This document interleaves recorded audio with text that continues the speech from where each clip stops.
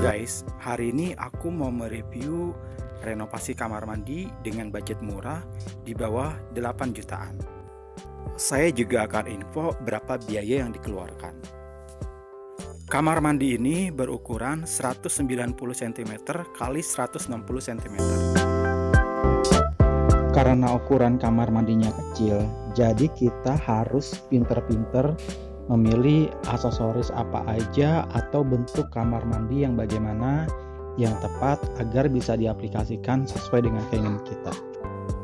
Berikut beberapa tips yang bisa saya sampaikan. Sebelum menentukan bahan apa aja yang kita pilih nanti, sebaiknya kita punya konsep yang jelas terhadap tujuan kamar mandi yang kita buat.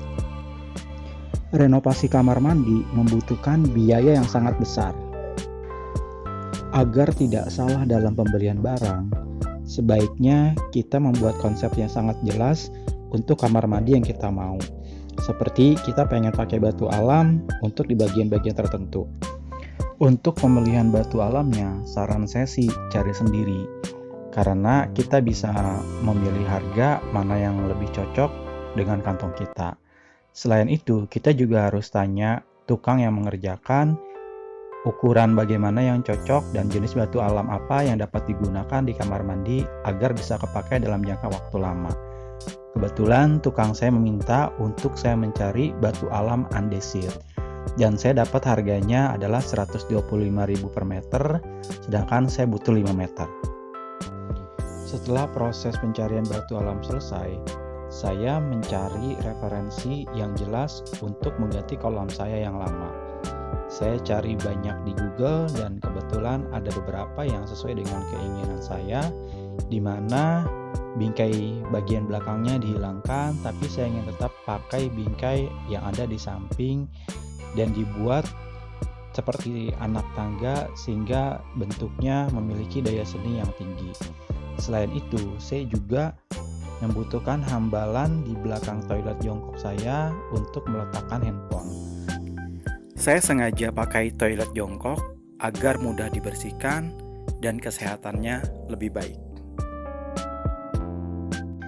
Selama proses pengerjaan oleh tukang, biasanya kita ikut ngontrol dan melihat apakah sudah sesuai dengan harapan yang kita inginkan. Jadi, jika ada yang salah, kita bisa merombaknya sebelum itu selesai. Selain itu, agar kolamnya berwarna, saya menginginkan bagian dalam kolamnya diberi keramik berwarna biru seperti kolam renang. Jadi, ada kontrasnya antara warna kolam dan batu alamnya.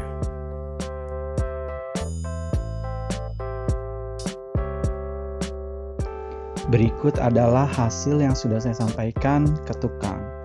Sesuai dengan ekspektasi saya, dan kolamnya memiliki garis seni yang lumayan bagus.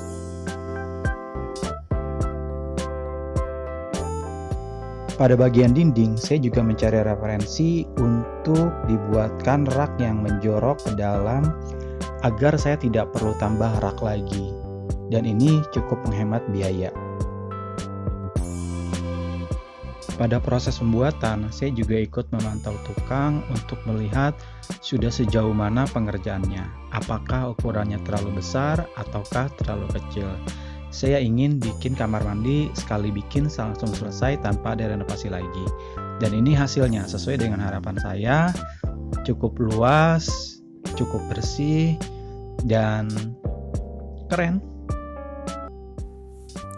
Oh ya, dinding bagian belakang saya menggunakan keramik ukuran 60 x 30 cm dengan harga per meternya itu Rp45.000.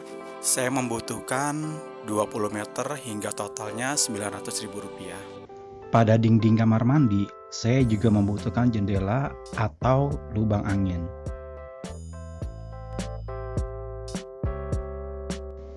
Nah, tukang menyarankan saya untuk mencari jendela aluminium yang kuat dan tahan lama. Serta jendela ini juga anti rayap sehingga dapat digunakan kalau bisa ya selama-lamanya. Jendela aluminium ini saya sengaja pesan ke tukang sesuai dengan ukuran yang dibutuhkan untuk kamar mandi saya, yaitu ukurannya 40 x 30 cm dengan harga Rp350.000. Ini jendela aluminium yang sudah dipasang. Kamar mandinya sudah sesuai dengan ekspektasi saya.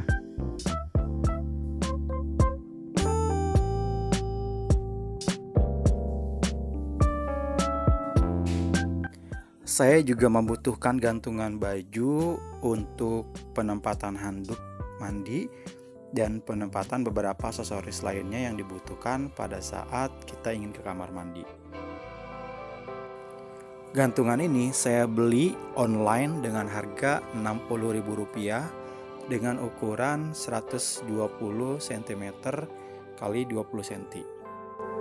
Gantungan baju ini hemat tempat. Meski lebarnya 20 cm, tapi ia bisa dilipat ke atas.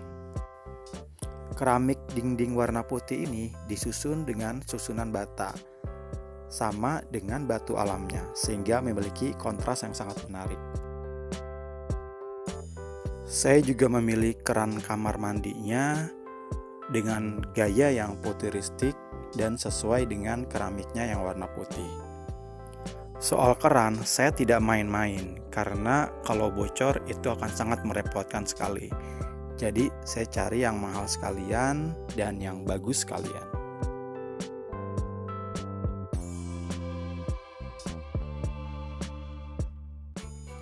Dalam proses renovasi kamar mandi, tidak semua barang harus kita ganti.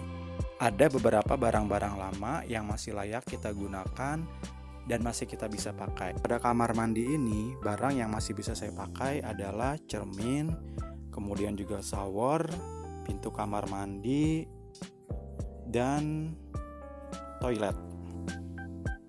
Kita tahu nih barang-barang apa di rumah kita yang memang kualitasnya bagus dan bisa dipakai dalam jangka waktu cukup lama. Nah, barang-barang inilah yang kita pertahankan dan tetap kita gunakan meski rumahnya sudah direnovasi.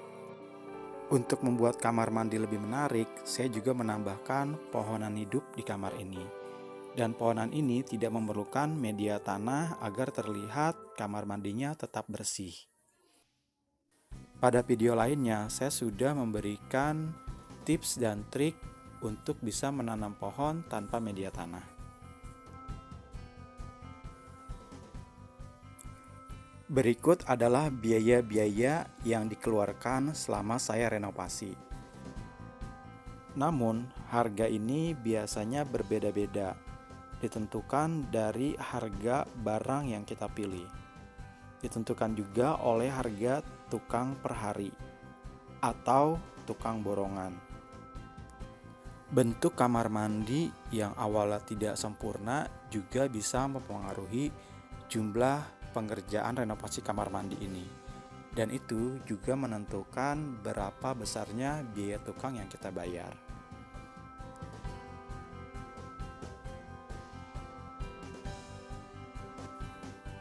Demikianlah video ini saya buat, semoga bermanfaat. Terima kasih.